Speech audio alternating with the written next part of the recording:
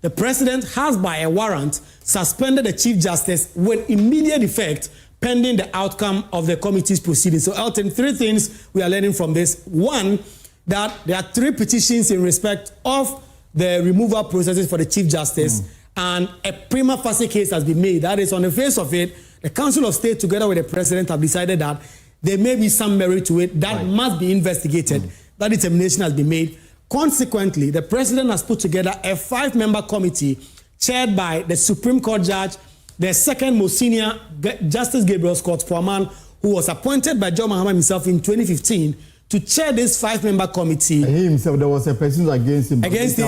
Exactly. And on the basis of all this, the president has decided that the Chief Justice should no longer continue in that role, at least temporarily. He has suspended the Chief Justice with immediate effect for these investigations to be conducted. And so these 5-member committees are going to go into these matters. We do not know how long that will take. Until then, Gertrude Araba-Esaba-Tokono will be on suspension as Chief Justice. Elton. Right, thank you very much, Kwaku, for coming to this afternoon for now. This statement is signed by Felix Kwakye Ofosu. Felix Kwakye Ofosu is Minister Government Communications, and thankfully he joins us on the phone for some clarity on this matter. Felix, good to see you. Good afternoon. Welcome to the show.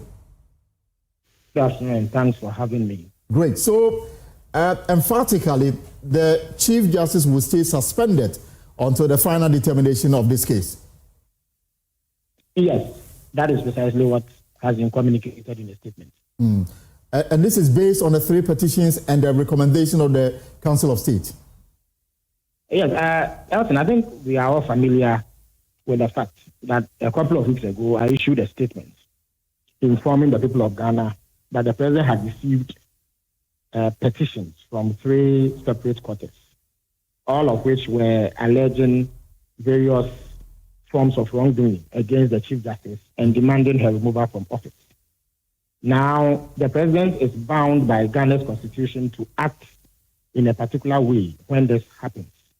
The specific provision is Article 1466 of the 1992 Constitution. It requires the president to consult the Chief Justice in the process to consult the Council of State, I beg your pardon, in the process to determine whether, on the face of the petitions, there is any reason to proceed further for the Chief Justice to answer any questions. In doing so, the president rightfully requested the Chief Justice to present responses after she had been served with copies of the petition. The Chief Justice did this. The president then went back to consult the Council of State to determine whether, when you set the responses of the Chief Justice against the allegations contained in the petitions, those petitions are frivolous or they merit further scrutiny. After the consultation process, it emerged that there are more questions that have to be answered and that the petition is not frivolous on the face of it.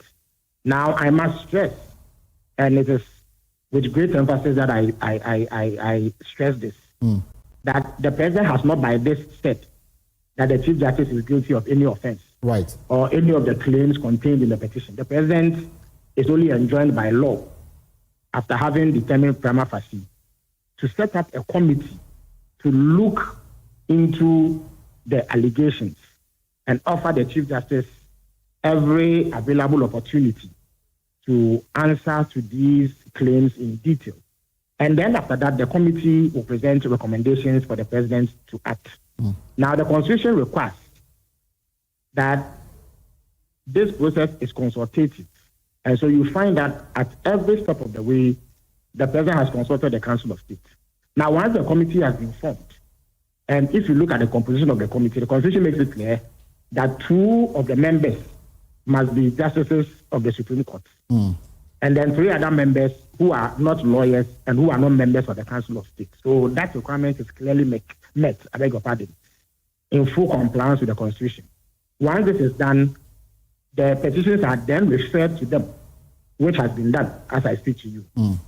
And then the president, on the basis of Article 146(10) of the Constitution, shall by or would by a warrant suspend the Chief Justice pending the outcome of the investigations of this committee. So the president has kept faith with the Constitution and done everything by the book and ensured that his actions are well grounded in the 1992 Constitution. The 3 petitions, are they all speaking to the same subject? Unfortunately, I'm unable to disclose any details regarding the petition because of the strict rules of confidentiality. So I'm not able to tell which issues are specifically contained in the petition. Because the Constitution is clear on what grounds a Chief Justice can be removed. I see the composition of the committee that has been tasked to probe the conduct of the Chief Justice in this matter. Daniel Domelevo, a finance person, clearly there may be financial infractions against the Chief Justice. Well, I'm not able to say as I speak to you because the rules do not permit any disclosure of the details of the petition. But natural justice requires that the Chief Justice is informed about the petitions and her responses are sought, and that was done. And I would like to believe that in composing this committee, the President took into consideration the matters that may become subject to scrutiny, and therefore has selected people who he believes have the requisite expertise and background to look into these matters and make appropriate recommendations.